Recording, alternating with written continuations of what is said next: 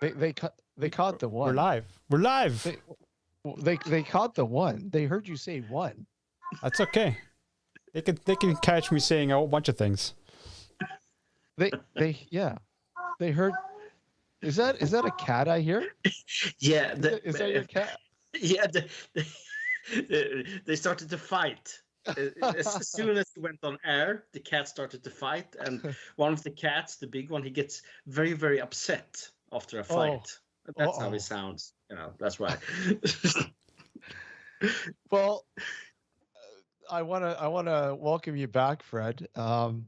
Always enjoy having you on the show. It's always a blast, always fun. A little earlier than our usual time. Yeah, I mean, usually I'm up at 3 a.m. to here in Sweden, and now it's midnight, 12 o'clock. Yeah. The witching hour.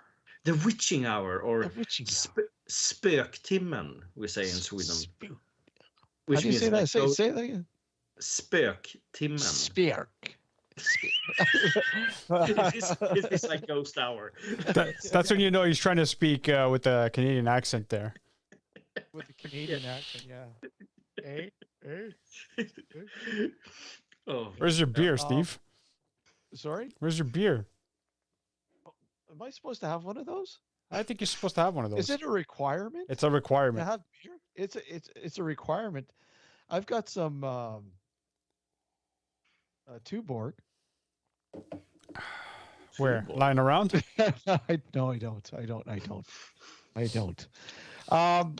Welcome everybody. Welcome to the show, Nocturnal Frequency Radio, and this is a special show here on a Friday night at 6 p.m. And again, if you don't catch us, obviously you can watch it here in the archives, or listen to the audio on New Visions Radio, rebroadcasted in our normal slot, 9 till 11. It's really weird. They sound like they're talking to you, Fred. Yeah, but he's so unhappy now because I've been fighting, and now he's gonna provoke me by he's gonna scratch the balcony door. He's to get the tensions. I'm just, he's a nice cat, but I need to ignore him. Really. Giving him a little bit of the tough love, right? Yeah, exactly. Because or else he's gonna do this all night, and I don't want that. But yeah, he's a nice cat. He is. Yeah. So what have you been up to since we last chat? Ooh, I've when did we last chat? Oh, I don't know. Is it like I think 4 months ago, something like that. 4 months. Okay, yeah. It's been a while. Well, I'm as a freelancer, I'm in between projects, as you say, for a project to start, and then I will go to Malta. Ooh, Malta. Yeah, and after that there will be more ghost shows and other kinds of stuff. So at the moment I'm just chilling at home. The first 2 weeks I got into some kind of manic thing and wrote a book, and so I wrote it, and then I haven't been able to read. I haven't been able to read through it because it was such an intense thing to write it over 2 weeks. So I'm just so tired of it. But it's a great book the day I finish it. It's about Swedish UFO cases. So I hope I will get some energy to just do the last stuff with it. Is it? You're not referring to the children's book, are you? No. No. That was you already had that out. That's right. Yeah, this is like I think it's like 9 or 10 main cases I'm going through. And then some minor, smaller cases in between. All involving humanoids, encounters with humanoids, and I'm very happy with what I've written, but at the moment I just can't, I can't rewrite it or work with it. I need to have a break from it. So I'm just waiting for inspiration to come back. Is this gonna be an English release as well, or is it just Swedish? It's in English, actually. Oh, it's English. So, Okay. yeah, Okay. yeah. So I'm just, you know, it's one of those things. You know, why did I write it in English? But I feel that there's not so much talk about Swedish UFO cases outside of Sweden. No. So, and I'm actually, if you look at the podcast Our Strange Skies with Rob Christopherson, we have a 2-hour talk about Swedish UFO cases, which was very, very rewarding, very, very fun. So a couple of those cases I'm writing about in the book also. Well, I definitely would love to sort of go through a few of those during our UFO discussion show. That'd be awesome. Absolutely. Definitely would love to bring some of that up, because as you say, you know, they're not well known over here. I mean, I'm sure people have heard of maybe a few cases, but I like, until you post that one a while ago, you did that little write up. I was like, wow, that's fascinating. Like, you know, you knew they existed. I just didn't know of any, really. Yeah, but there is a couple of amazing cases in Sweden, and some, I would say, I mentioned in an earlier episode here the Vallentuna case. That's the case, yeah. And it's a chapter about it in the book also, but then you have more specifically humanoid cases, very, very weird stuff, very, for being Sweden, very unusual stuff. I dug up a couple of really, really good ones. But you know, I'm I could talk a lot about those, but maybe we should save them for the UFO UFO show. I mean, if you wanted to get into one now, that's fine. I'm sure you've, like you said, you've got a few cases that you're working on, so that's cool. Yeah, I mean, one of my favorite cases recently was, I think it's from 1969, where a man, Kjell Näslund, he went to work. He was working at a so-called transmitter station, you know, sending out television and radio signals all over Sweden. And around 6 o'clock or 6:30, he feel that he has to go outside and look, and it's a crystal clear night. It's cold. There's no clouds, nothing like that. And he looks outside and see a giant spaceship, or you can say, or UFO. I don't know how to describe it. It's like 150 meters in diameter, covering the whole forest basically in front of him. And out floats these cubes. They look like cubes, boxes, and they float, and he lets them inside into the transmitter station. And they kind of inspect the place, his workplace. And then they fly away. And this is 1969. Yes. Wow. Okay.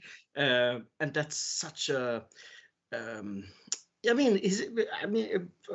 it's a small village. Kjell was a respected man, there. He had lots of responsibilities, and he claimed, up until his death a few years ago, that this happened, and he never really changed his story either.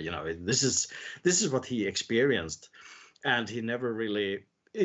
It's one of those unsolved cases in Sweden, because there's no way to really get to the bottom of it and find an explanation. I also found one from 1979 where a teenage girl gets offered chocolate by two aliens who stands outside her UFOs. That's chocolate.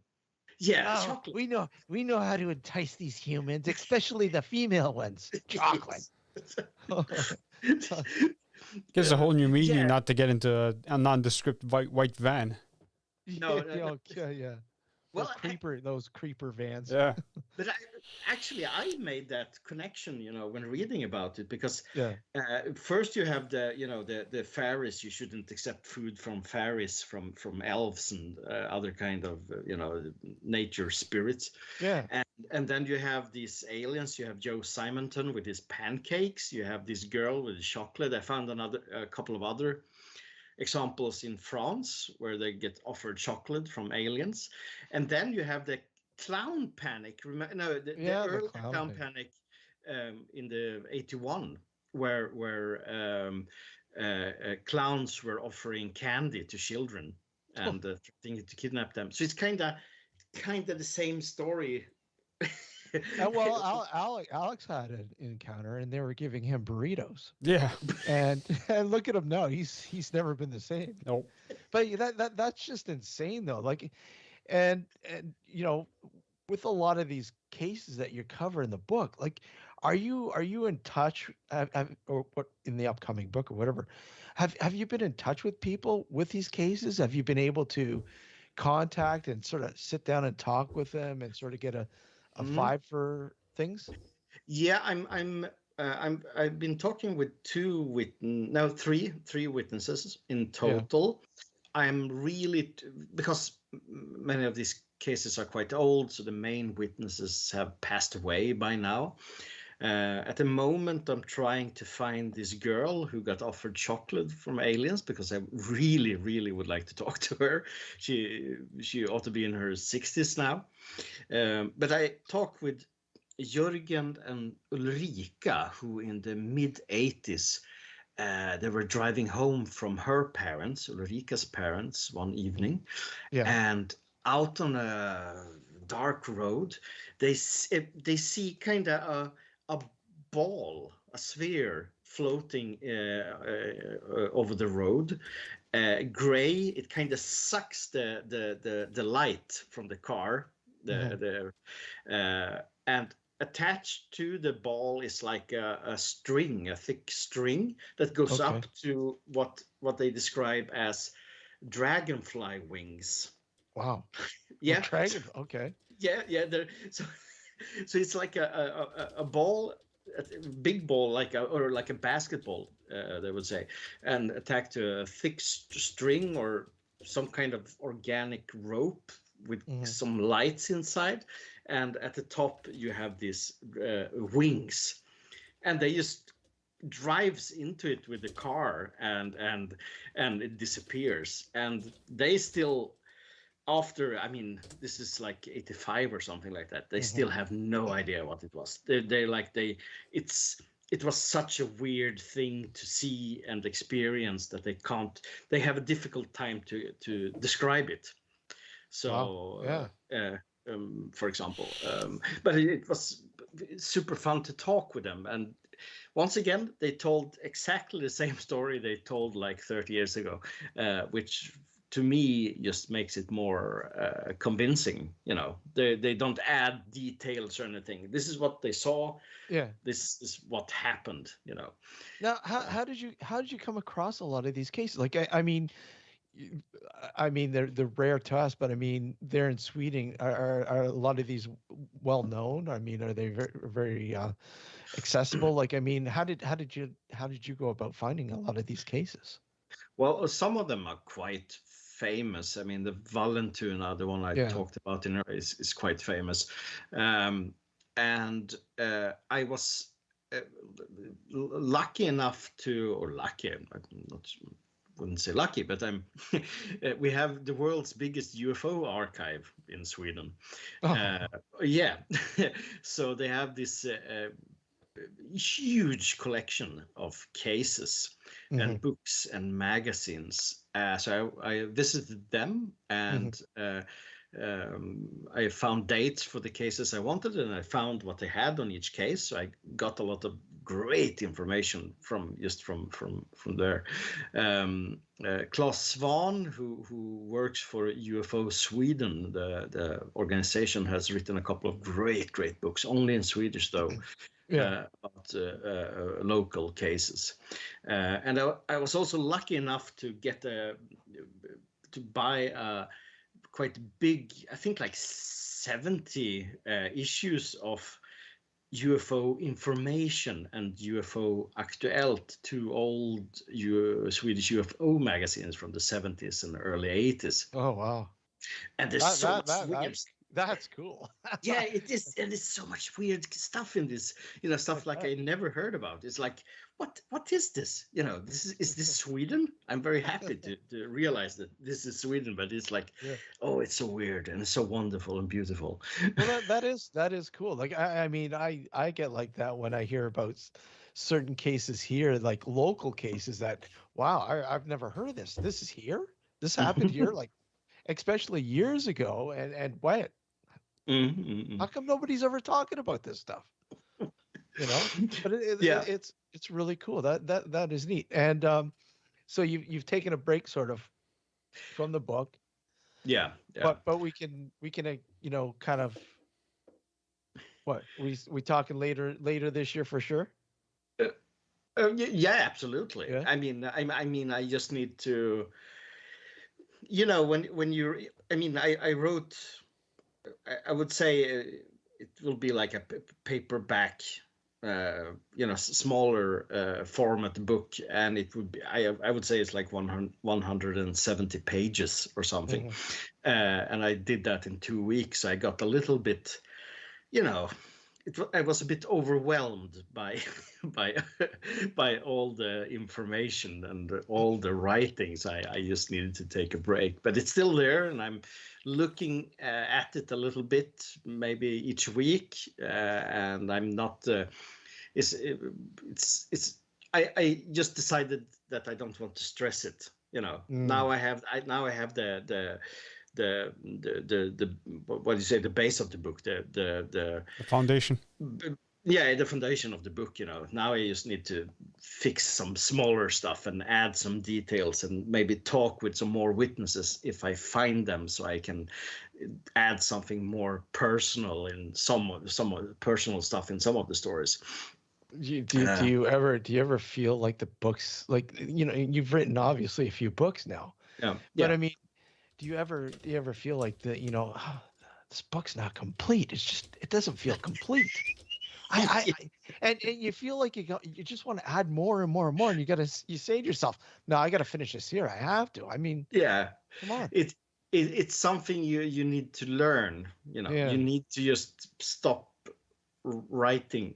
You need to just let it go sooner or later. And I think that might one of the reasons I took a break from the book, because it turned into so many details, so much information that I felt, okay, I need to back off a little bit and just think about something else, and then it will come back to me and I will do the rest. It's just you after a few years doing this, you learn how to deal with it. Well, I'm having a hard time because I've had this book on the go for I don't know how, and I is it finished? I don't know. I want to keep adding to it. And you gotta stop writing porn. Porn. And I gotta find that finishing point, and I will. Like what kind of book is it? It's basically on the experiences that I've had over the years with my investigative and research sort of into the paranormal. And I said I've had all this weird stuff happen, and it just seems, such a shame to just. That's it. I just want to like it's one thing talking about it here on the show or wherever else, but I just hey, let's not necessarily an autobiography or anything like that on the paranormal, but just just crazy stuff. Yeah. I'm looking forward to read it. So now you have to do it. Yeah, I know. I want. I'll get there. Okay. It's over the last couple of years, I've really sort of ramped it up because of, COVID and everything. But I just is it finished? I just it doesn't feel complete yet to me. No, okay. But it But will come. It will yeah, come. but Alex goes, oh, just make it into like a series, a mini series or something. I don't want to. Yeah, we'll make a three book arc or something. You know, like You get a choose your own adventure novel. yeah. Yes, that's a great idea. Truth or dare. Mm-hmm. Yeah. Truth or dare. Yeah. Truth or dare. No.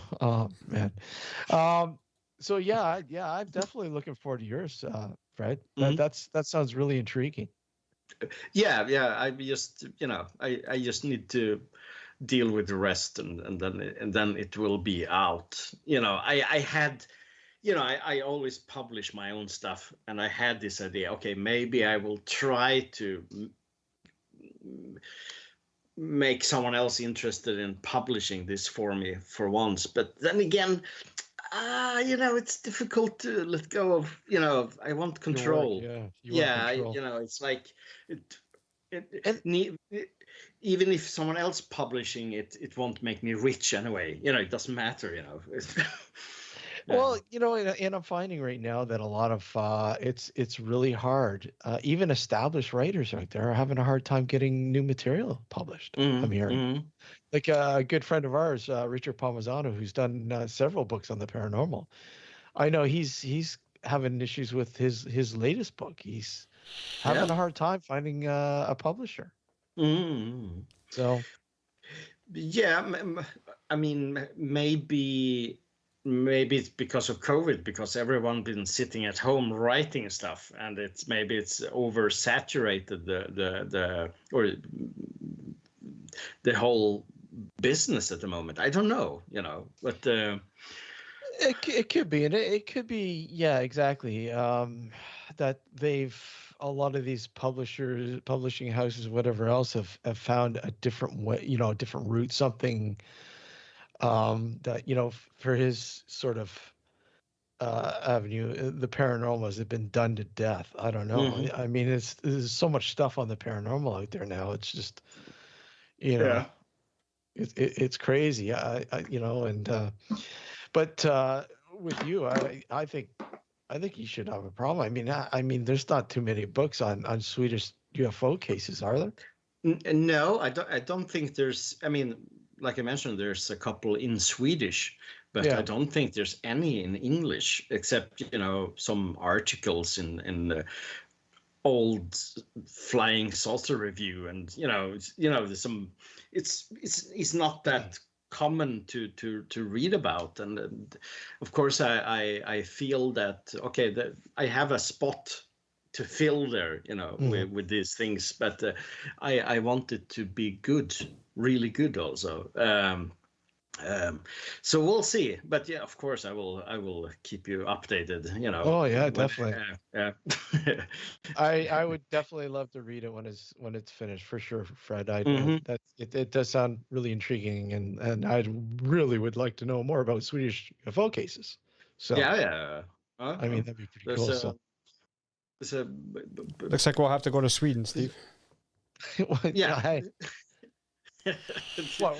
What, to get the book? We have to go just to go to the world's largest UFO archive. Oh yeah. Oh yeah. You'd love that. I would say it's a absolutely incredible place, and it's totally sponsored by. They don't get any. What's the English word for it? They don't get any funding, money from government any stuff like that. Everything is privately sponsored. So they sell books from their archives when they have doubles, and Ufo shop, which I deeply recommend, because they have an amazing collection of books they're selling, some really rare stuff. So I bought so much from them over the years. So does this mean that your book could finally be on their shelves? And I'm yeah, of course I will send it to them. But I was talking with Anders, the guy who started the archive once, and he said that there's kind of, especially from outside Sweden, it's so many UFO books coming, and it's so many self-published UFO books that's crap. he said, and there I am writing a UFO book that I will self-publish, and I was like, should I mention this or not to him? But I will, when it's out, I will send it to them. I didn't want to bring up self-published things. So now you need to do what you need to do now is get a UFO television series out there. Mm-hmm. Yes, that's my main goal in life. Yeah, that's really. So how would you do it then? Like, how would you do it? Would it be not reality TV? Would it like a sort of investigative sort of approach? How would you gear a television show on the UFO? I'd say it would be kinda. I don't know if this is a good comparison though, but for us in Sweden, we think that Unsolved Mysteries looks fantastic because I love it. Yeah, I love it. So part Unsolved Mysteries, with that kind of storytelling and beautiful, but mixed with beautiful recreations, reenactments. Yeah. I would say it's more like classic documentary with reenactments, but with that same quality as we do the paranormal show in Sweden. It's it will need to look fantastic basically, and we need to visit all the locations. We need to be on spot. We need to talk with original witnesses. We need to, and I want to be the host. That's kind of like because if that's going to happen, I don't want to be behind the camera. I want to be the guy in front of the camera. Well, and you know what? Given the stuff that you've put on YouTube, the stuff that I've watched, everything from, oh my God, some of the locations that you've gone to and sort of given a background to sort of the more quirky ones that you've put up there, which have been really, really cool. Very inventive, and I really enjoy them. So, I mean, yeah, I think you do a wonderful job as a host. Oh, thank you. You're making me blush, Steve. So, so yeah, that would be really cool if you're able to get that off the ground. Yeah, we'll see. But no matter what, I want UFOs in Swedish television. I mean, the subject of UFOs, because it's severely underused. It doesn't exist. And I was kind of hoping that the interest would be higher during the last couple of years because of the the UAP stuff and American military and Navy and that everyone is talking about, but it kind of now it's nothing, not in Sweden. It's like this same old here. So it's not. It's just. It's not like the good old days when you go into the grocery store and you go up to the cash and you see all the magazines in the National Enquirer or whatever else in these magazines, Bigfoot discovered or UFO found in some dam somewhere. You don't have that in Sweden. The one that has the woman getting pregnant with Sasquatch's baby. Oh yeah. Yeah, we don't have anything like that in Sweden. We never really had that, So it's like I don't know why really. Some people say, and I say also because we're a quite secular country, never been especially religious. So if it's a connection there with belief, but I don't know. It's like, but we have Bigfoot stories in Sweden. We have some really interesting UFO stuff. There is stuff happening. Fred, your video is frozen, by the way. I'm frozen. Yeah. Can you hear me? Yeah, I can hear you.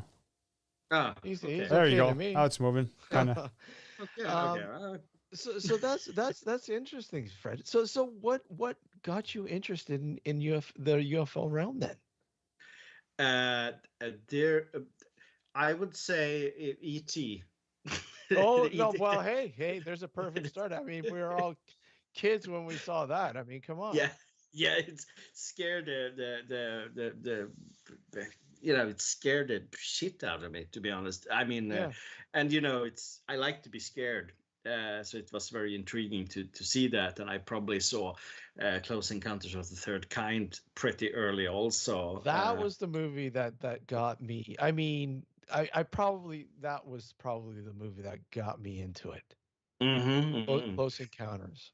And it's a fantastic movie. Great I film. still, Great film. yeah. And they say, but I don't know if there's any proof for this. They say that one of the cases they were very inspired by was the Vallentuna case in Sweden, the Oh, one I really? talked about. Yeah, the with the lights following the family out on roads, and lots of people. In the beginning of the movie, you have a lot of people outside looking at the lights flying around. Or that part is said to be inspired by the Vallentuna case. I don't know about the truth of this. I don't know that, but it could be. And it's a good segue into what we're going to talk about. But I wanted to ask you: have you ever had an experience? No, that's so sad. It's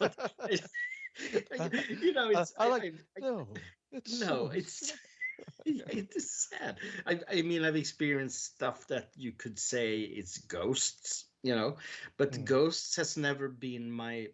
I've been working a lot with ghosts, but it's never been my main interest. UFOs is my thing.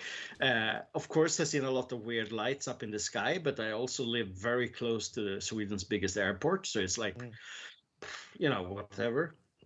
So you take a skeptical approach to this. I mean, you try to reason with things before you say no, that was whatever. Yeah, I mean, I have a skeptical approach, absolutely, because I feel that if I'm going to experience something, which I would love to do, I really want to be sure that it's something out of the ordinary, that can't, it's, and I've seen enough airplanes and stuff from where I live, so I feel that, okay, I can separate those things. We had a pretty weird experience, actually, maybe 5 years ago. One summer night out in a forest by a field. I don't know if I mentioned this before, but I can. I'm not sure. Yeah. So we were sitting, barbecuing a small fire by the edge of a big field, and we notice suddenly that there's a ring of light out in the field, like 20, 30 meters wide. Wow. Yeah, and it's on the other side of a small, not a river, but a stream. So it's a bit hard to get to, but it's a perfectly round circle of light outside there in the darkness on the field. And the thing is, we were like 4 or 5 people, and all of us have cameras with, we had at least one professional camera, and then, but no one took a photo. No, that's cool. That's cool. Wait. Anyone gonna get a picture? No. Yeah, it's like I have a couple of photos from that evening, but it's like in the opposite direction, basically, and it's like, why? And why didn't we?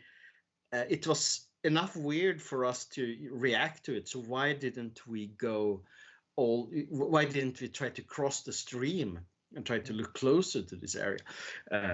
But I don't know what that could be. Could be a farmer who forgot, some lights out there. I have no idea. I really no idea. But it looked weird. So that is my closest experience to something like that. Well, it's similar. Well, not similar to what I had.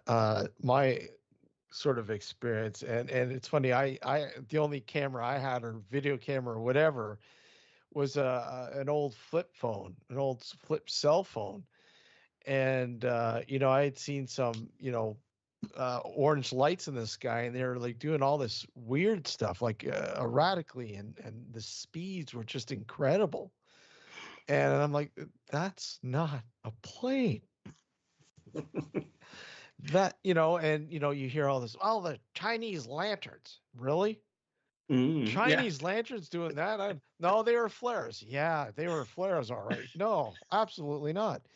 And of course, I finally pull it because I was driving at the time when I saw these things, and I'm like, oh, okay, I got to pull over and try to get some photos or something. So I pull over and I turn my camera's camera on, and I start recording it, and I'm watching it afterwards, and I'm going, oh, this is horrible. I mean, I know what they are. I know I could, but when you show somebody else, it's like, what am I looking at? Because I stop off at a side road and I point the camera towards traffic lights, because that's where they were. They were towards the lake. And my camera keeps freezing. I don't know why, but so I'm like pointing it, and you could see the lights in the background in between the traffic lights, and at the same time I have my hazards going, so you hear this, and you're watching this video and going, okay, what am I looking at? I don't see anything. I just see traffic lights, and I hear this weird noise that's annoying me, and that's it. But you can, I'll send you the link, Fred. You can watch it if you want. Yeah. Thank you. I would love to check that. But I said, okay, the heck with this, and I booted it home. And by the time I got home and got my, video camera, my good video camera, and trying to find a spot where I could, film them really good, they had already gone. Yeah, of course. So, yeah. Bastards. Yeah, exactly. But Alex had a similar. You had a similar episode a few years later. Yeah, with the orange orb lights in the sky. So seems to be a phenomenon. Yeah, it's happened multiple times here in Canada. Anyway, but I was on the balcony when my wife and I used to live in a condominium, and we were having a smoke, and I'm looking towards the east, and I see these three orange lights coming towards us, and one's straggling behind, two are up front, and it's not an airplane, even though there are airplanes that fly over or used to fly over that condominium, but you could tell the difference. You could hear the engines, and these three lights were completely silent. And at one point, the third one sped up and caught up to the other two, and then when they got close to where we were, they just headed north. And the airport is west. So if it was an airplane, it should have continued going west. But these went north. And again, there was absolutely no sound to them whatsoever. No blinking lights. It was just a solid orange orb for all three lights. That's weird. Wasn't there a case in the 70s in Canada where like hundreds of people saw an object? They even gave it a name or something like that. Some orange. You don't recognize this? No, I'm gonna see if I can find it. No, it sounds familiar, but I mean, there's a few cases in the 70s in Canada. What was the Falcon Lake? Is it? I'm thinking of Falcon Lake. Yeah, Falcon Lake. But the one you're referring to, no, I don't think I've heard about that one. Yeah, but there probably is. That's one thing. You probably know Canadian cases better than I do. Yeah, I'm horrible at Canadian cases. Yeah, but this one. Now I will do a search, but I'm not sure I will be able to find it. Falcon Lake, of course, shows up. Falcon Lake always shows up. Yeah. It doesn't matter. And then there's kind of reminded me when I heard Alex talk about it here. So was it Shag? You're not referring to Shag Harbor, are you? No. This was something. It was like, it was over quite a long period, and a lot of people saw this object because they think it was the same object flying around. But I will, until next time, I will see if I can find some information about it. I don't want to get stuck in Google here or something. Well, we'll take a short break here in a few minutes, but when we come back, we'll definitely dive into movies, UFO based films and all that fun stuff, because you being a big movie buff too. Yeah, I love movies. Oh, you love your movies. And I still honestly, I still from time to time find, and I think I sent you a link there not too long ago. Some of the stuff that you did for Cinema Nocturna years ago. That's, oh my God, that was like, Fred, 20 years ago. Yeah, I know. 20 years ago, Fred. 20 years ago. I know. Oh my God. I don't know. Fred, I can't believe it's been. Well, I think I finally retired it in 2012. Yeah. Because it was near the end. It was off and on. Okay, am I going to get a new issue out? I don't. No, I don't. I can't do this anymore. No, we're gonna have to retire it. And it's too bad, because we had a great collection of people contributing to it. Really, really good guys, and including yourself, Fred, for a few years. You like I said, that and Horror HQ, inspired me with a lot of movies. I mean, if it wasn't for some of the movies that you reviewed, I'd be like, oh wow, I've never heard of that movie. What the, and they're great. It's like, Fred, I need you to recommend me a movie right now. And you literally, oh, here, check this movie out. Oh, I haven't even heard. Like you, the one you just watched it not too long ago. Lake, something Lake. Something Lake. Something Lake. What can that be? Relatively new movie. I'm just looking here because Flash Gordon. No. Oh, there's the classic Flash Gordon. Flash Gordon. Yeah. I don't know. I'll tell you right now. Hold on. I don't know. I think I have the list here. Hold on. Under the Silver Lake. That's it. Under the Silver Lake. With Andrew Garfield. Yeah. Yeah, fantastic. I love that movie. I still have to watch it though. I grabbed it. It showed up. I have to watch it. Yeah, I think it was planned as a kind of high profile, indie movie, but it kind of got lost somehow. It is.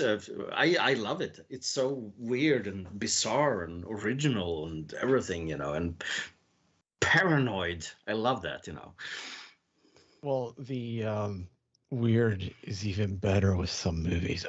Just you sit there and go, wow, how did that just happen? I love this. This is just you would never see this in real life. No. And if you did, you'd be a part of a movie. Yeah, there's some really good stuff out there. But I'm looking forward to sitting down and watching that. I think we're going to take a break here. And when we come back, we're going to get into some UFO films that you would recommend, Fred, and we'll talk about why and more, tons more. Awesome. So don't go anywhere, folks. You're watching Nocturnal Frequency Radio here on YouTube, and again, this will be rebroadcasted on the New Visions Radio Network on Sunday between 9 and 11 p.m. Eastern Standard Time. Don't go anywhere. We'll be right back.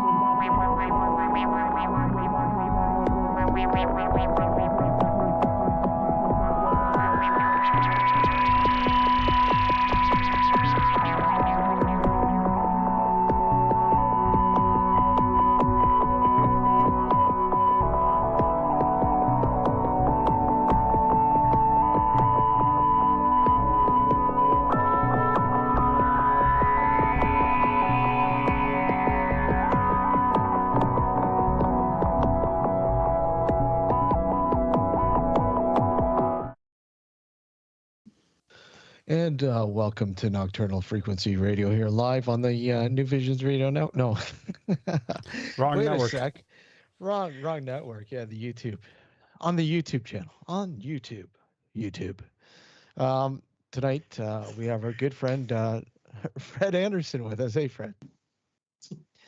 Hey. All the way from Sweden, and it's coming up to what about 1 o'clock in the morning there? Yeah, it's like it's in like 9 minutes. It's 1 o'clock. So, yeah. You hear me here now? Yeah, Yep, it sounded yeah. weird in my phone headphones. So okay. Maybe I'm getting a bit sleepy and too relaxed now. That's why. So I will. Okay, I will. That means we have to spice up the conversation, Steve.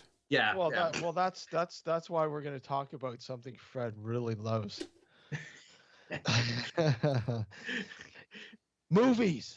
Yes, movies. Yes.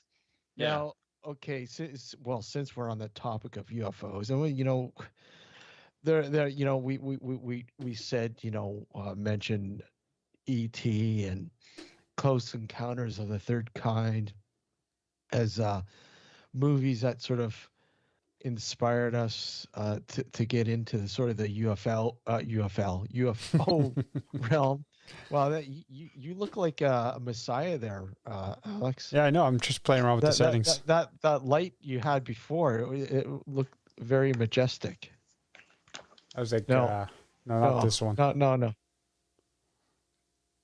Yeah, you look very majestic there. Yeah. There we go. See? It's shining off your bald head like that. It's really reflecting really well, isn't it? It's like it looks like you got a halo. Yeah. A halo going on there. I can't get it to look like horns coming out of my head, though. No.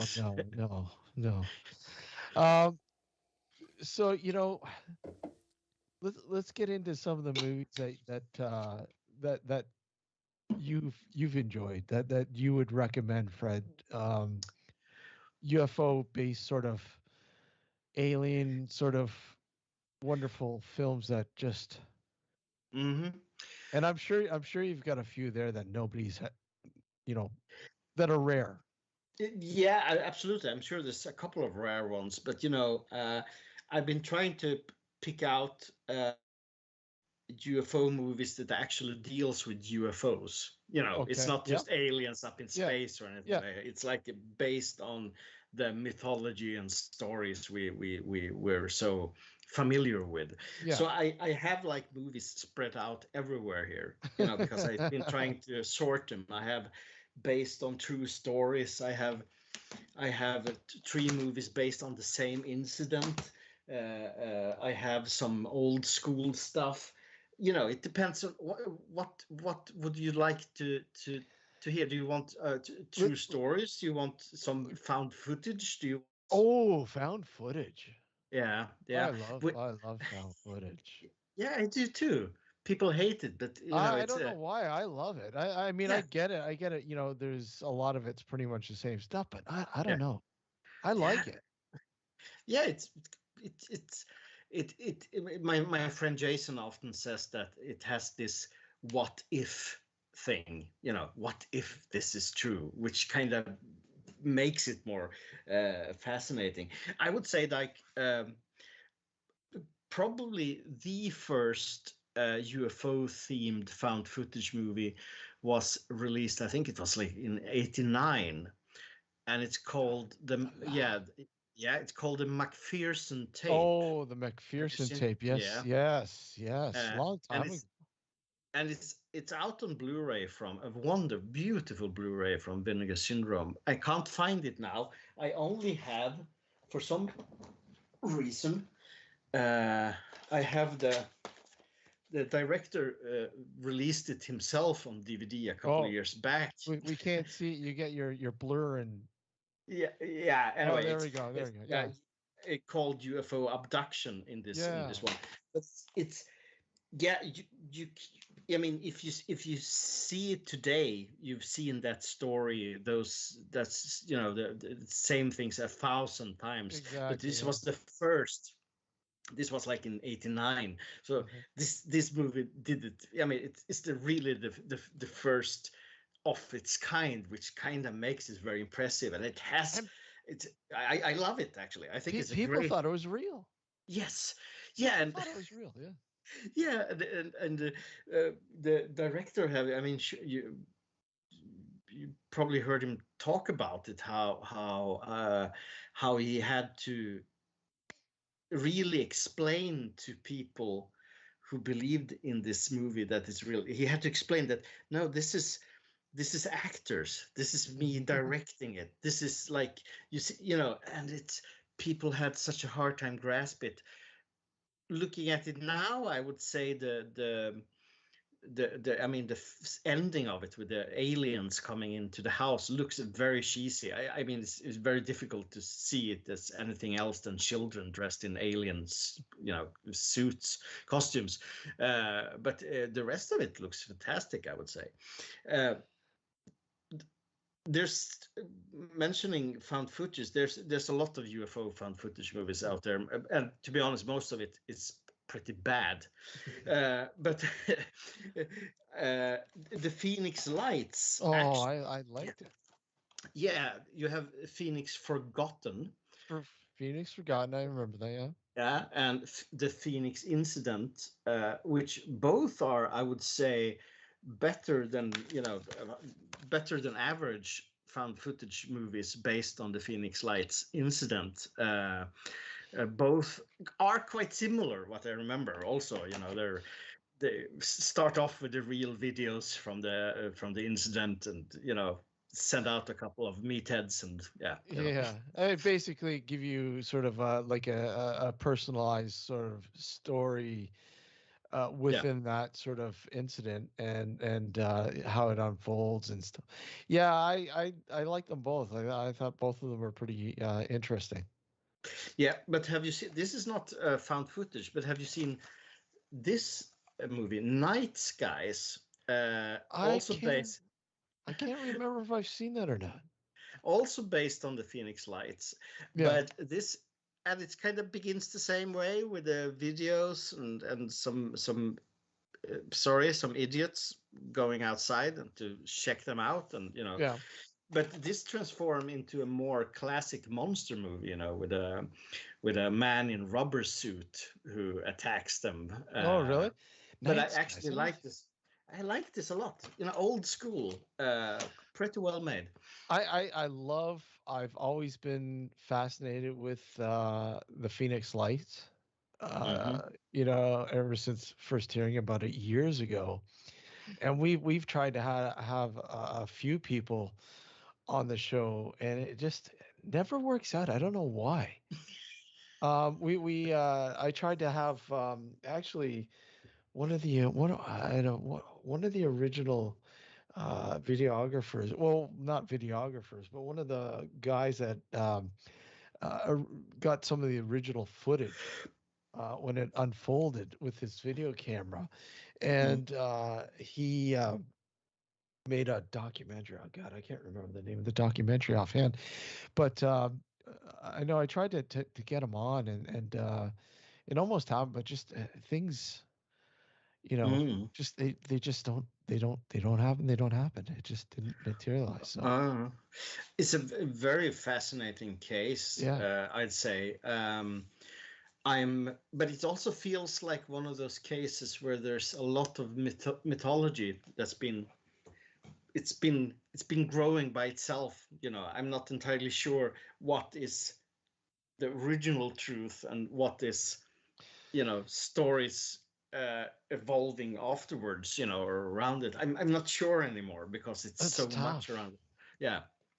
Uh, Overall, what do you think? Do you think what do you think? I mean, here are literally thousands and thousands of people apparently claimed to have seen these lights, mm, and I mean, how do you deny, you know, thousands upon thousands of people seeing mm, the same thing? But did they really? mm. I mean, there's so many questions.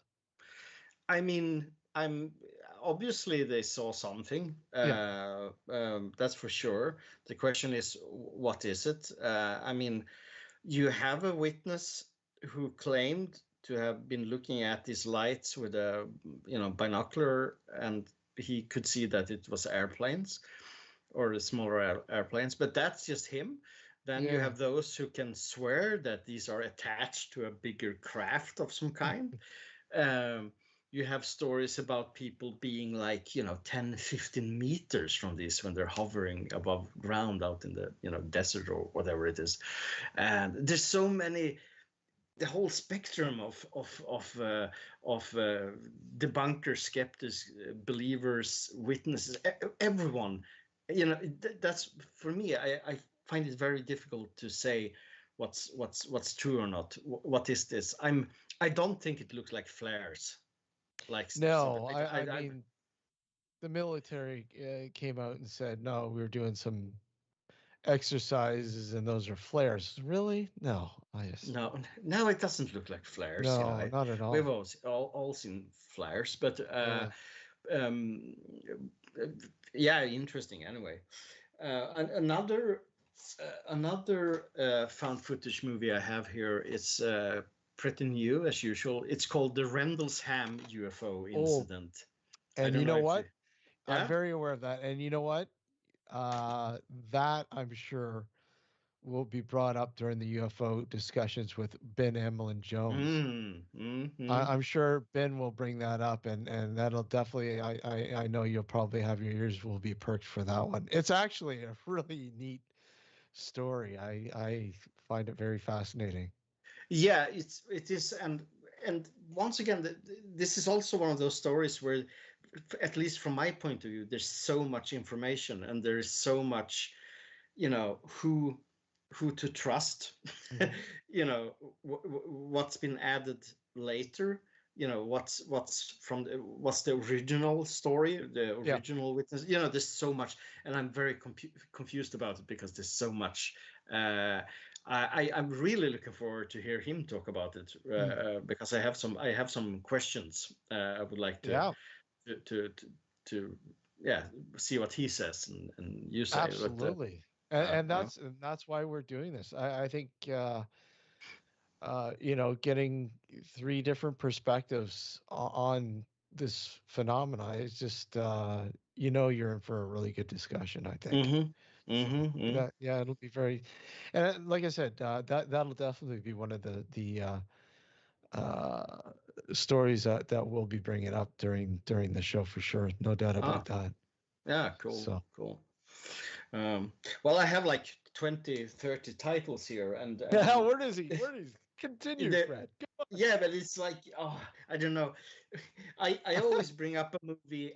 This is an mainstream movie, but people kind of hated it when it came, and it was kind of forgotten. But The Fourth Kind with Mila Jovovich. Remember this one? Yeah, I liked it too. I liked it. I think people got pissed off because they begin the movie with telling that this is a real story. Yeah. But I think it's actually a great thriller, and it has this high strangeness feeling of it with the owls and UFOs and disappearances and everything. I love it. I mean, it's really interesting. A lot of these movies that get a bad rap, and they go into sort of like oblivion, and they pop up on one of these streaming platforms like Tubi or something, and you sit there and go, oh, maybe I'll watch that. I haven't seen that before. I'll give it a shot. And then and that Fourth Kind, I actually watched it on Tubi, and I'm like, this is really good. I like this movie. Yeah, it is. So, people need to learn. You who listen now, you have to reevaluate The Fourth Kind. It's a good one. Yeah. Hey, Fred, Crazy John on the chat wants you to put up the films just so you can see the titles again, if you don't mind. The films, the ones that he's talked about so far? Yes. Okay. Yeah, no problem. We can begin with the The Phoenix Incident. It's hard to see it because I think you got your blur on. I blur on. Yeah, your How? How do I turn I don't this know on? your background. Aha. Okay, I didn't know. Now I feel really, really silly here, because Probably go into your settings. I think go into your setting. Let me just see. Hold on.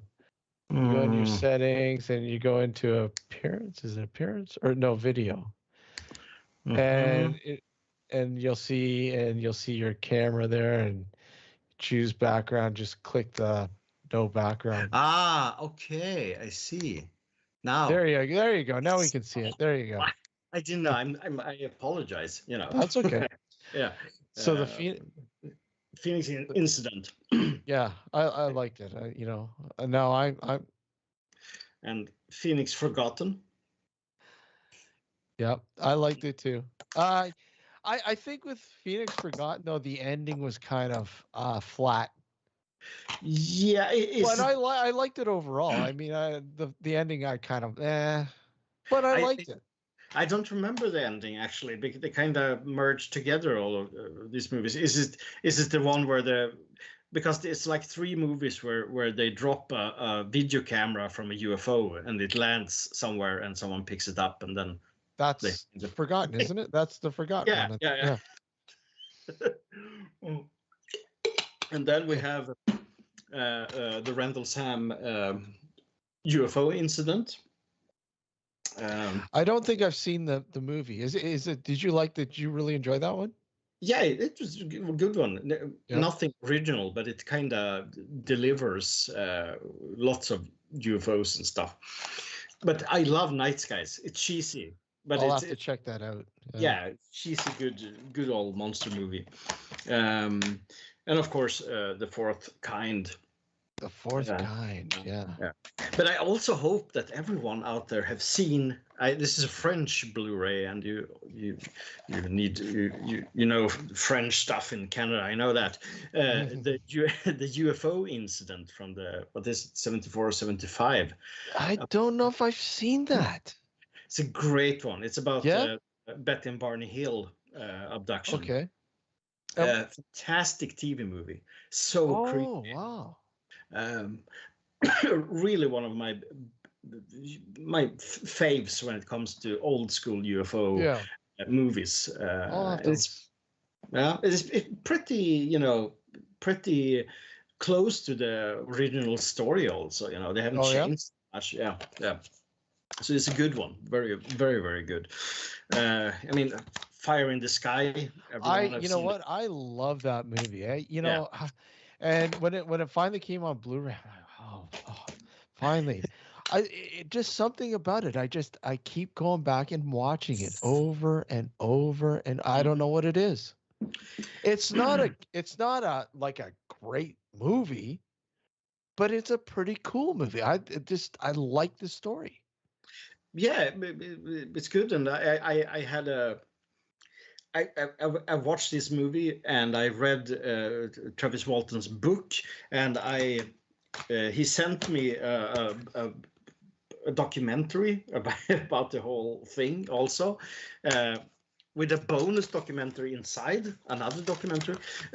So I was very, very into the Travis Walton story there for a while, and I've been following the recent drama where one of his buddies claims that everything was a hoax, and there's been some issues. Yeah, I saw a little bit of flap going on, and we've been trying to get Travis on the show.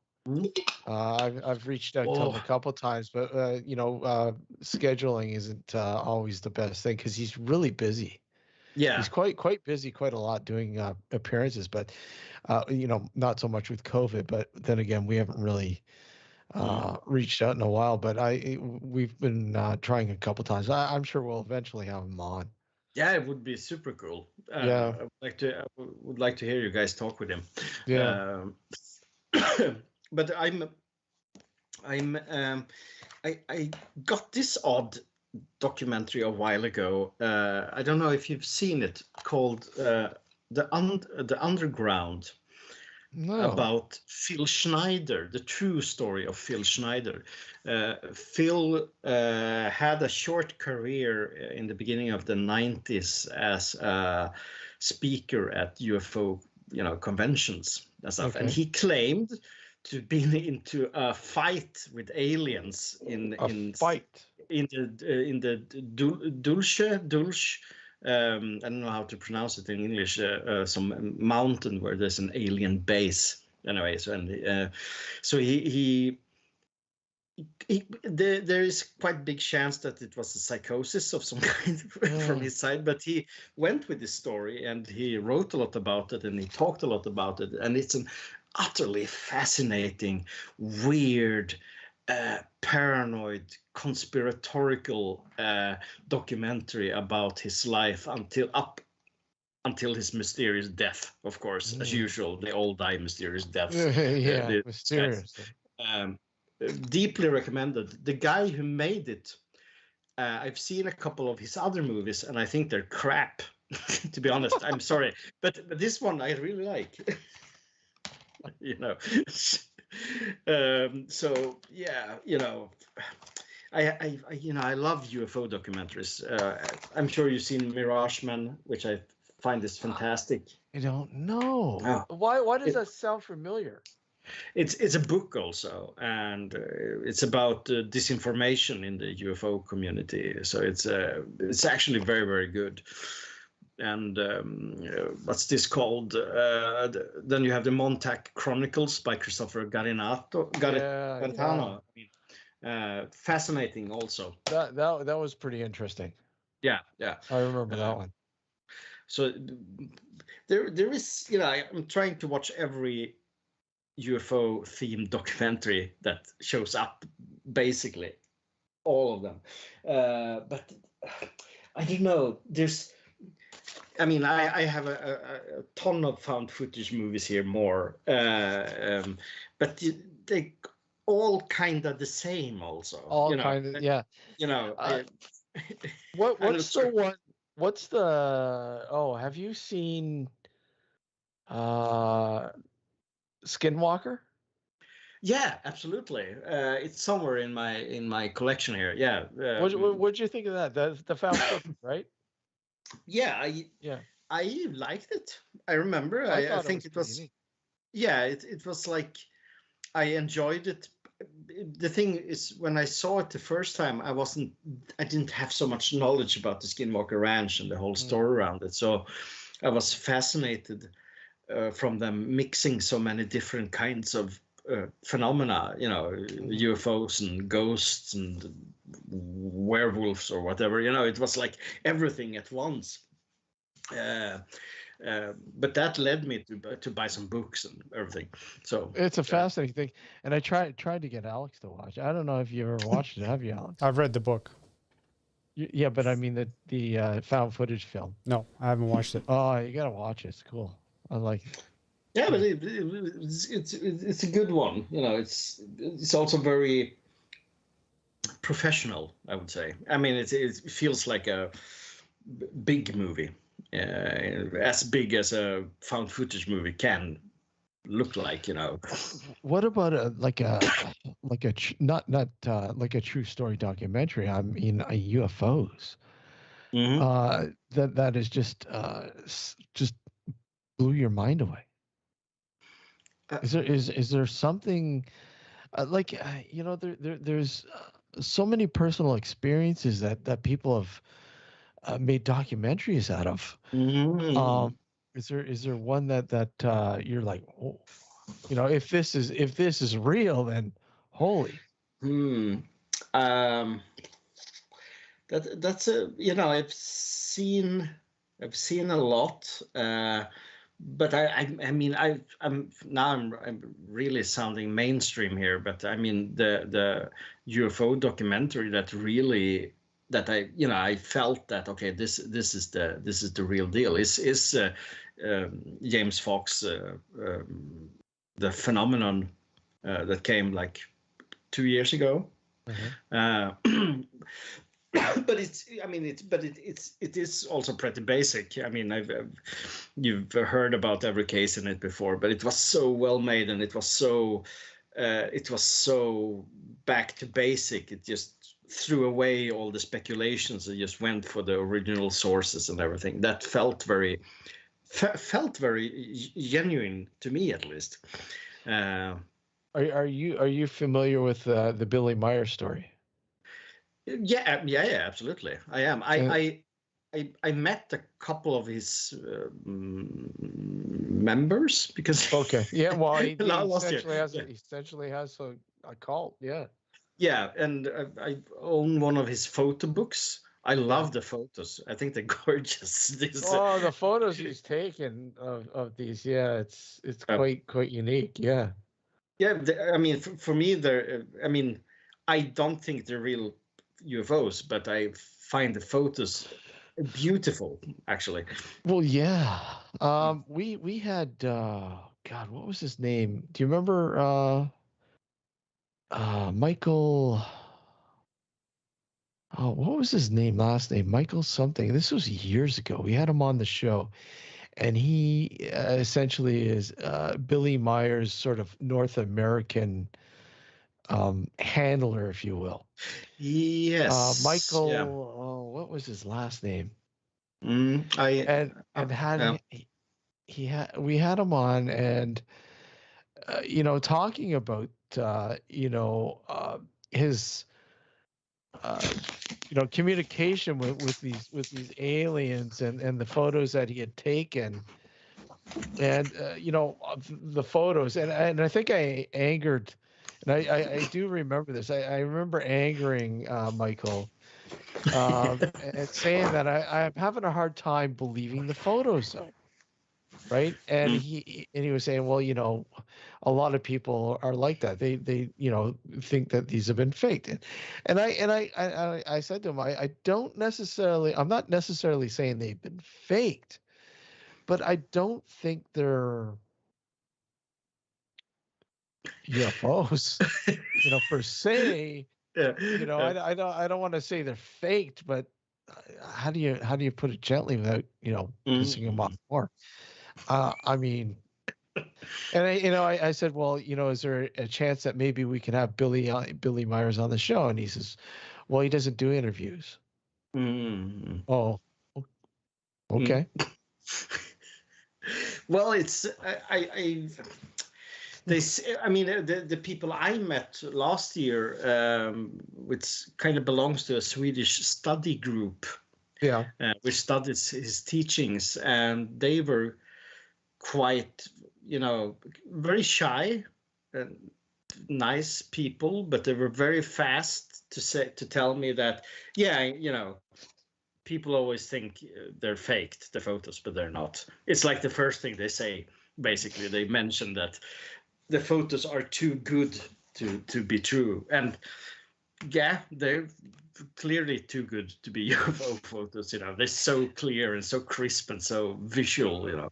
Frank in chat says the videos released by Billy Meyer case were better than the photos. Yeah, they were, but I remember somebody debunking the videos. Something about miniature something. I don't know. There was something. I can't quite remember. It was a long time. Michael, what was his name now? It's driving me nuts. I can't remember his name. Michael Horn, I believe. Michael Horn? Could be, yeah. Michael Horn. Maybe I'm nuts. Michael Horn, yes. Michael Horn. You found him. Michael Horn. I could be wrong. I think it's Michael Horn, but I could be wrong. If you link the names together, Billy Myers. Hold on, I'm just. Is this the guy? Huh? This the guy? I can't. It's too bright. Can't even see it. Yes, it is Michael Horn. No. Yeah, it's Michael B. Horn. No. Some other Michael Horn. It's Michael Horn. Basically, he's the Billy Meyer story. It was written, narrated by Michael Horn. That's who we had on the show. There is a pretty great documentary from the early 80s on YouTube where they going to investigate the photos and they go up to Billy. I don't know if you've seen it, but it's quite good. Even if it's have a bias towards, I mean, they believe it's aliens, of course. They believe they believe it's aliens. Yeah. But it's a good documentary. They have some experts looking at them and analyzing and everything like that. I don't remember the title now, but I found it by coincidence once, and I was like watching it and I felt, okay, yeah, this is good. This is good. Like, it's an intriguing story. Like, I mean, his contact with I believe, was it Grays, right? It was Grays. Yeah, but I think he kind of had all kinds of aliens there. These contactee guys are very fond of the Nordic type of aliens, the blondes, but I think the drawings I've seen and also photos I've seen, it's from quite Nordic looking aliens. But it's absolutely a fascinating story. I mean, I wish I had more knowledge about the contactee movement, especially because it's so weird. And it is. And there's parts of it which is kind of convincing because it's like, I'm not saying it's real, but I'm saying that there's more to it than just people making up stories to get attention. There's something else with it, and I can't put my finger on it. The Barry in chat says the whole Billy Meyer thing has been debunked. Yeah, I know. But it's all contactees have been debunked. So it's a fascinating story nonetheless. I mean, is it real? Hey. Probably not, but hey. I might anger people here, but I as I've written somewhere, I kind of have no problem with the old school frauds. I kind of admire people who have a fake frozen Bigfoot they're showing to people for $1, and I kind of have some kind of weird respect and interest in these old school vintage contactee people because they're so unique. Not that they're willing to weather the storm because they're going to weather the storm. People are going to come after them and saying you're full of shit. Yeah. And you get that all the time with these people. And look it. I remember, and I keep bringing this up as an example. I wish I could find this now, and it's not necessarily UFO, but more orbs. And this guy in Scotland, he has a YouTube channel, and all he does on his channel is he sits in a room in his house with his night vision camera on. And all of a sudden you see the orbs fly by and he'll go literally naming them. Oh, Simon's back. Hi, Simon. He's doing a 360. He'll fly by at the camera again. Look, see? And he'll literally talk to these orbs flying by the camera. And he has names for each one of them. And, look at, I'm the same person. And I know, through research and, my photography and videography sort of background, that I know they're nothing but, environmentally sort of based. But, people get angry when you tell them that. No, they're the spirits. They're the spirits of dead loved ones. And and they'll say, look, you can see the smile in there. They're smiling. Look, there's a smiley face. And, no pun intended, but you don't want to burst their bubble. No. But anyways, yeah, no, I get you, Fred. I feel like this, as long as it doesn't hurt anyone. I mean, like Heaven's Gate, mass suicides or stuff. I don't mind. People can do whatever they want if they're happy. But you know, then again, sometimes it's, you know, especially inside cults, of course, and sects, it becomes way more disturbing, and people get hurt, not just physically but emotionally. But you know, a frozen Bigfoot here and there, that's fine to me. You know, George Adamski, it's fine for me, at least. You know, it's like, hey, do your stuff. Do your stuff. You know, yeah, it's but maybe I'm just getting old, you know, so I don't want to be cynical about everything, you know. I just sometimes, you know, we will never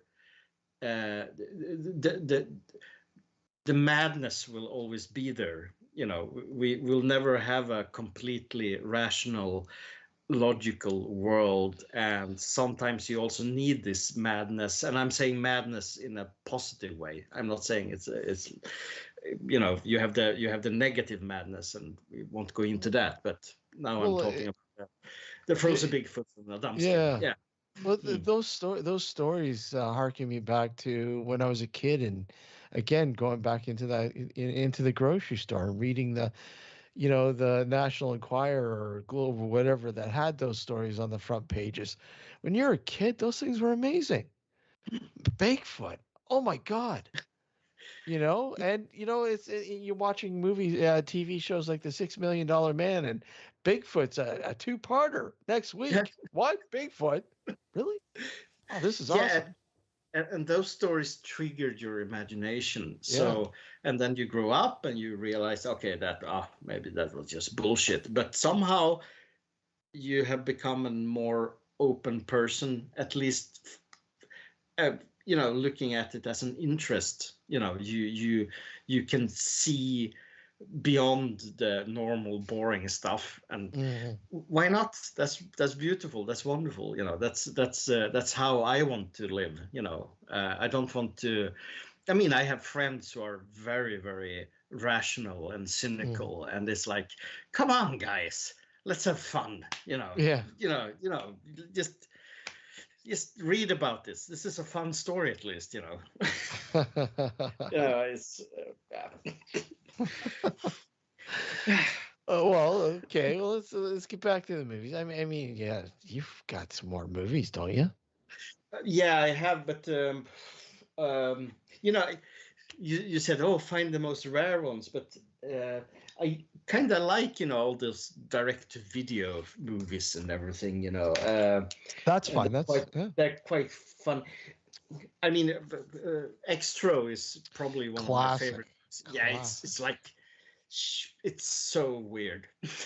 This is clearly the weirdest one. Where's that release from? I have not seen that release.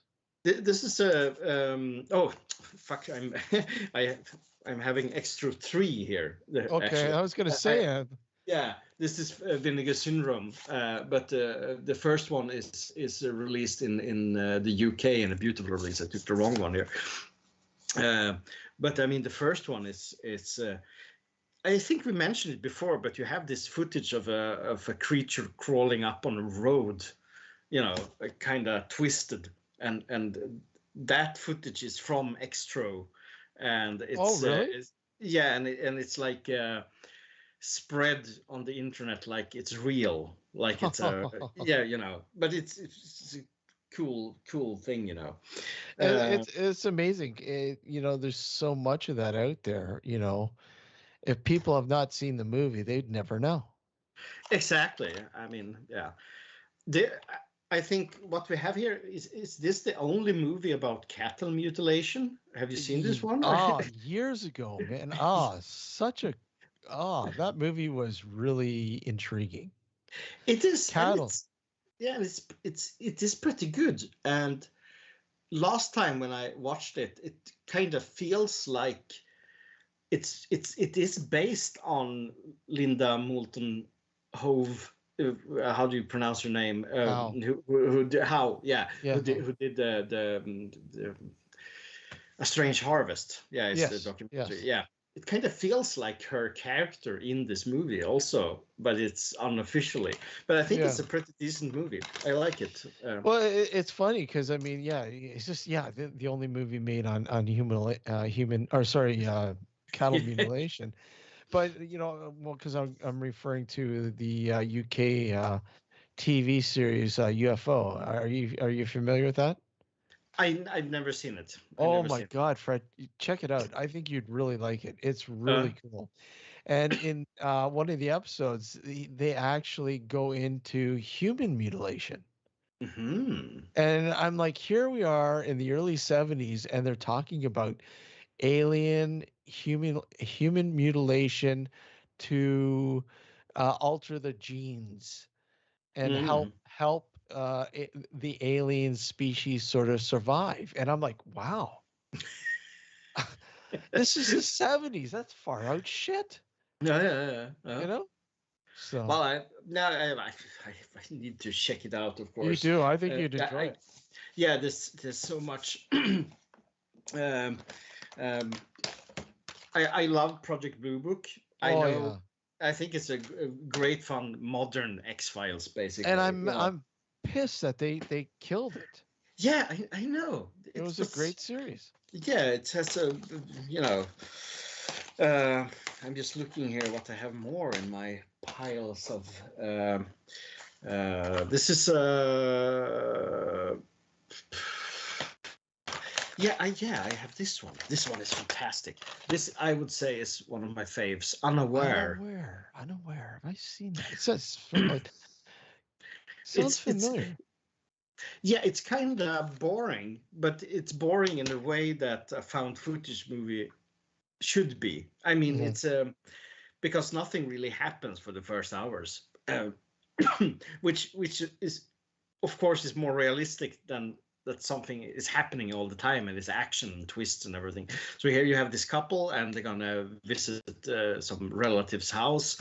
They come there, no one is home, and they discover that the guy's uncle or something have something hidden out in a shed in his garden, and it turns into a very creepy kind of abduction style movie with a kind of unaware.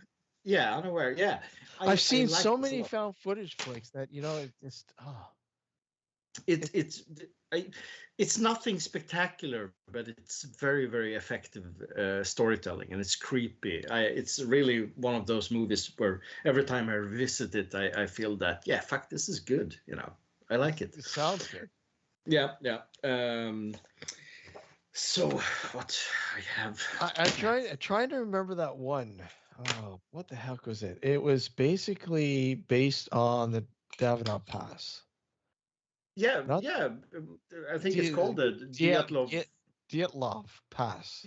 Yeah, or Dyatlov Incident or something like that. Yeah, It's by Rennie Harlin, the Rennie Harlan, Finnish but director. not Yeah. that one. Not that I like Mhm. that one too. But there was another one that was based on it as well. I can't remember the Yeah. name.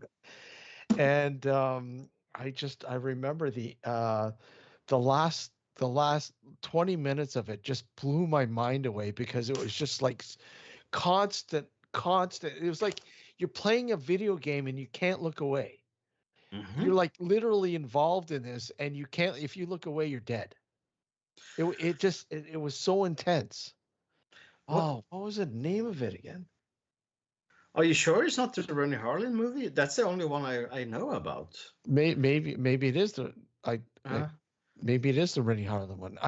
No, I don't think it's that one though. okay, okay. Well, The hmm. Devil's Past, because that's the Devil's Past too. Yeah, yeah.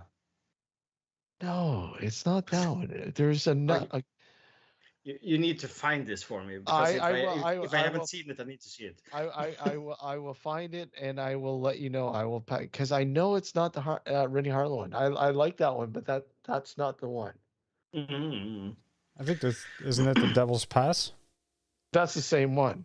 Yeah, That that's the Rennie Harlin one. Yeah, it's the Okay. same one. It's got two titles: Dietlef Pass and the Devil's Pass. Mm. Yeah, I will definitely if I find it. Because there's another one too called The Encounter. The Encounter, is it called The Encounter? Mm-hmm. And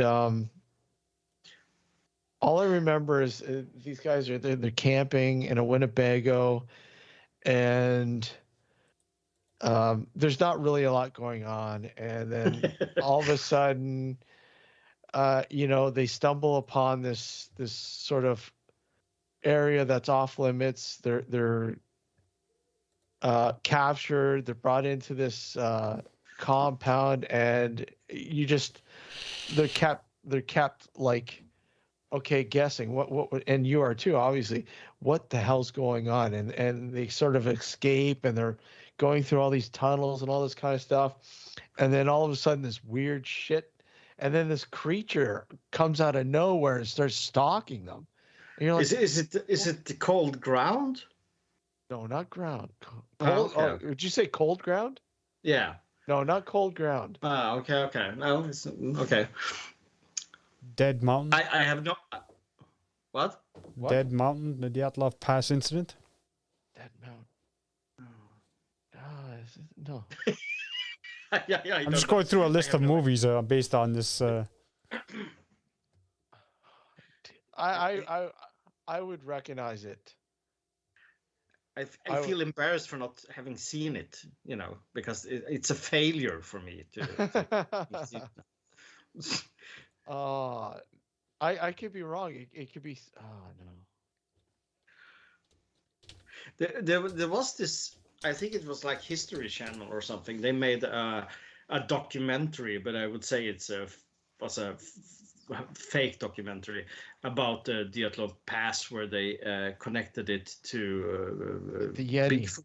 Yeah, I saw that. Yeah. Yeah. It obviously felt very fake to me, but just like these mermaid documentaries they made also. I don't know if it was History Channel, or maybe. I'll have to investigate this more and take a look, because that was sorry, go ahead. We have actually something very interesting coming out in Sweden later this year. A big movie called UFO Sweden. UFO Sweden? Yeah, there is a trailer out, a teaser trailer, and the guys and girls who made it did a pretty good action movie a couple of years ago. Crappy script, and acting was beyond bad, but it looked fantastic, and the action scenes were like wow for being Swedish. And they made a UFO movie about, I think it's like a girl who's looking for her father, who's disappeared in some kind of UFO case or something. Mm-hmm. And they've they've taken a lot of inspiration from UFO Sverige, UFO Sweden, the organization, and the UFO archive, and it's set in the 90s. And what I've seen from it, it looks fantastic, and I can't wait to see what will happen in it, especially for being Swedish, Well, for those who are watching right now, you've also made appearances in a few movies as well. Yeah, I have, but it's years ago. But I mean, you have a list of films that you've been in. Yeah, I would say the. Here's the thing, it's been so many years, so I kind of forget. Because I would say the most famous one, and I say that within quotation here, is of course Camp Slaughter. Camp Slaughter, yeah. Yeah, the slasher movie. Everyone talks Swinglish, as the tagline was, because we Swinglish. We have Swinglish. Yeah, it was shot in English with quite bad Swedish accents. Still, I hated it for so many years, but the last couple of years I've been quite fond of it. I'm quite proud of playing a pretty big part in what's considered the worst horror movie ever made in Sweden. So then it has a cult following then, right? Yeah, kinda. Yeah, Yeah. yeah. It's the thing is, it's pretty hard to find nowadays because there was some rights issues between the producers and stuff. But those who have seen it, and I when someone understands that I'm in it, I play Fluffy, the nerd in it.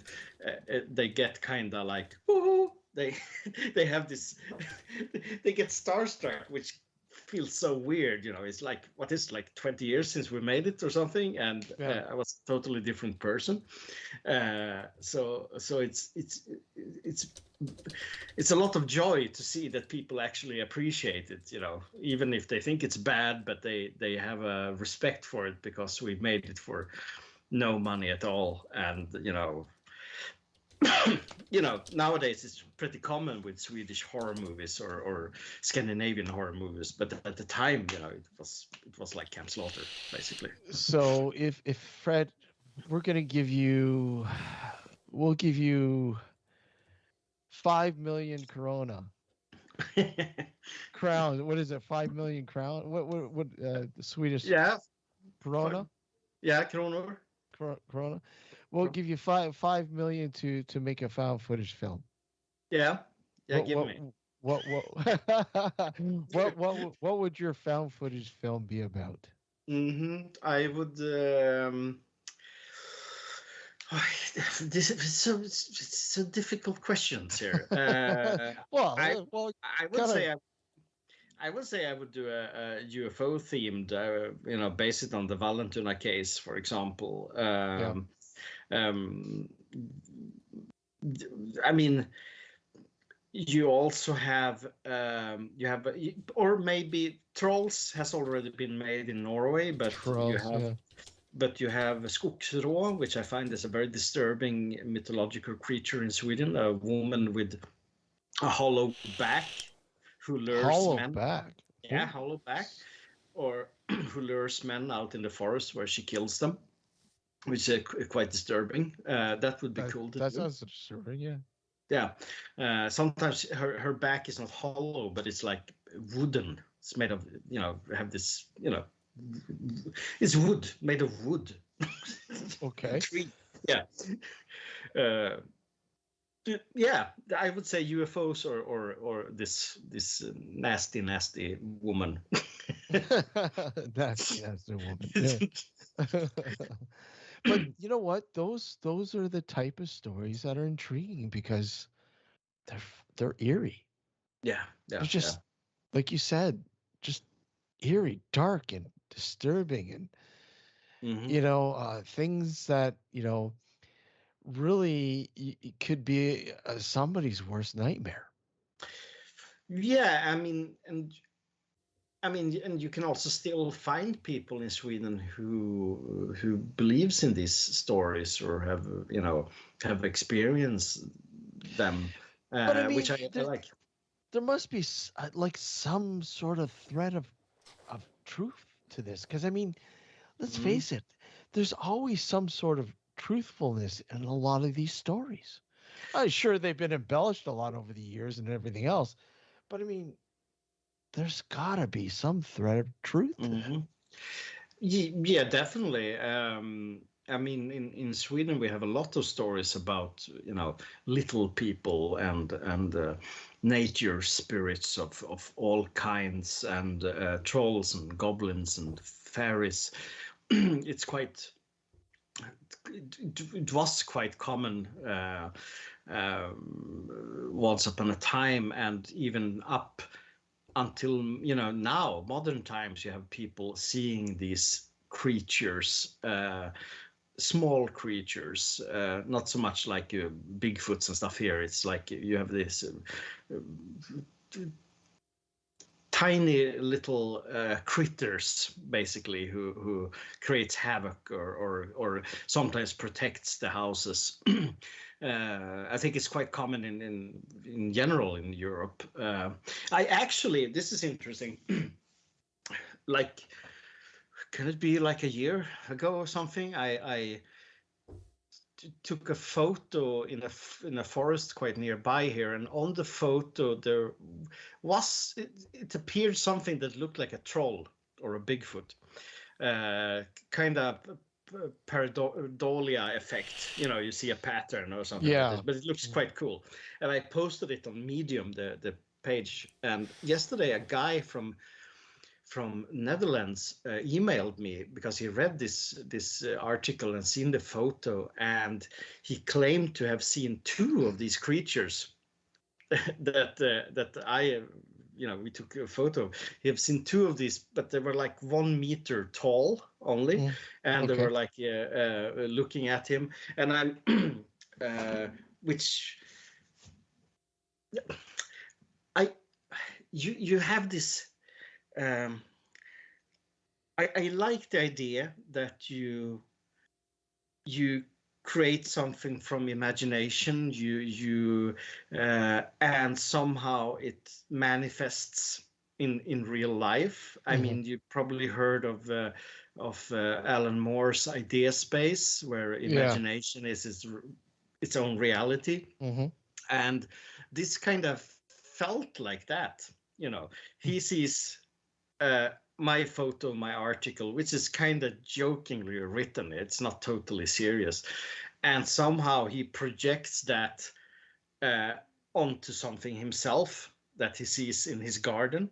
And one might question, what is this? Is this a form of reality by itself? Is it just imagination? Is it just hallucinations, or is it something that we really can't comprehend anymore? We probably talked about it before when people sees UFOs. Is this just a manifestation of their own mind, their own consciousness?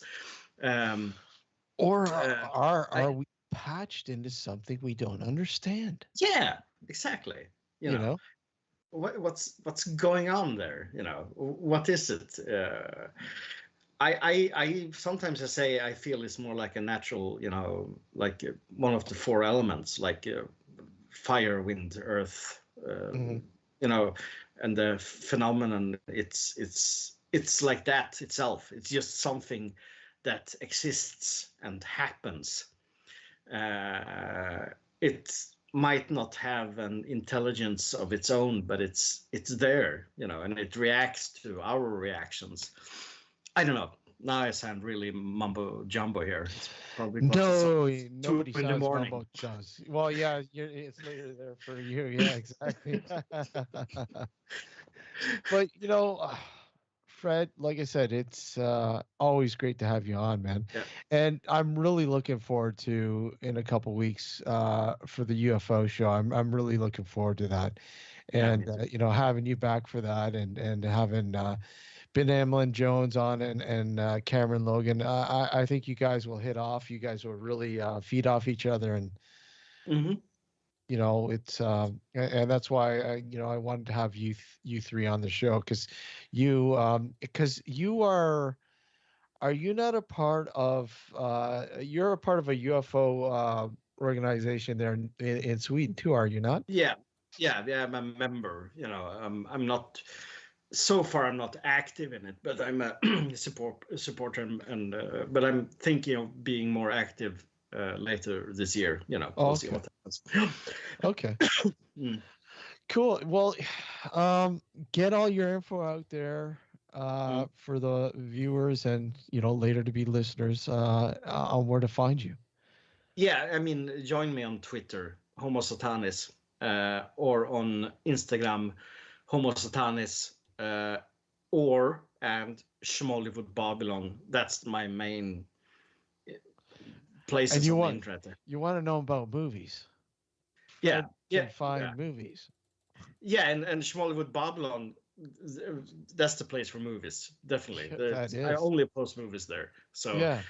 Homo Satanis is more weird books and but I'm constantly obviously keeping an eye on Babylon, because I mean you know some obvious films, but you still find some of the ones that I love it. Yeah. So I'll do my best. Thank you. you continuously do. Fred, until the 25th, Yes. thank you for coming on, my friend, and keep up. And I'm looking forward to that new book. Yeah. Thank you. Thank you once again. Yep. Thank you, Alex. Take care, Fred. Yeah. Take care, Fred. Bye-bye. Bye. See you later. Always great to have him on. Like I said, I enjoy having Fred on, and like when it comes to movies, honestly, if you really need to find something, he's either seen it or he'll stake it out. Yeah, it definitely sounds like he's very knowledgeable with all kinds of different. Like, I'm telling you, back in before Cinema Nocturna started, some of the movies he recommended, I'm like, what the fuck? There's a movie about this? What? It's like, wow. Steve, you got the links to Fred's sites? I do. Did I not put them in the show page? I don't know. I don't know if you did or didn't. I think I put his link tree up there, and I put his YouTube channel. Okay, so there you go, guys. I know because one of the guys was asking about the links, so they are in the show description. Yeah, they're in the show description. There's a couple links there for Fred, his YouTube channel. I don't think he's done too much lately with his YouTube channel, but it's some pretty cool stuff. He does some cool. Like I said, he's a content producer, actor. He's done a lot of stuff in film and TV there in the UK, or sorry, UK, Sweden. Sweden. Yeah. And he's a huge movie buff. He's written several books as well. And he's working on one right now on Swedish UFO cases, which I'm looking forward to. That'll be pretty cool. Sounds really interesting. And again, he's going to be joining us on the 25th, guys. Mark your calendar. Mark it down. Mark your calendars. February 25th, 6 p.m. It's a Friday. Same time here. We're going to have a really in-depth UFO conversation with Fred, who is on this evening with us, and I'm sure a few of you are very aware of Ben Emlyn Jones, who's was a regular on the Mindset podcast, who's part of Third Rail Radio now, and he's very active in the UFO community there in the UK. So good to have him on too. Always great to have Ben back on the show. And one of our friends that we haven't had on in a long time, Cameron Logan, who is the host of My Alien Life podcast, which is pretty cool. He really dives into a lot of the UFO realm. He usually interviews a lot of. He's interviewed a lot of people, a lot of well-known people within the UFO community. Really, really super nice guy. He will be joining us for that show too. I'm looking forward to it, dude. Yeah, it's a good show. It'll be a good show for sure.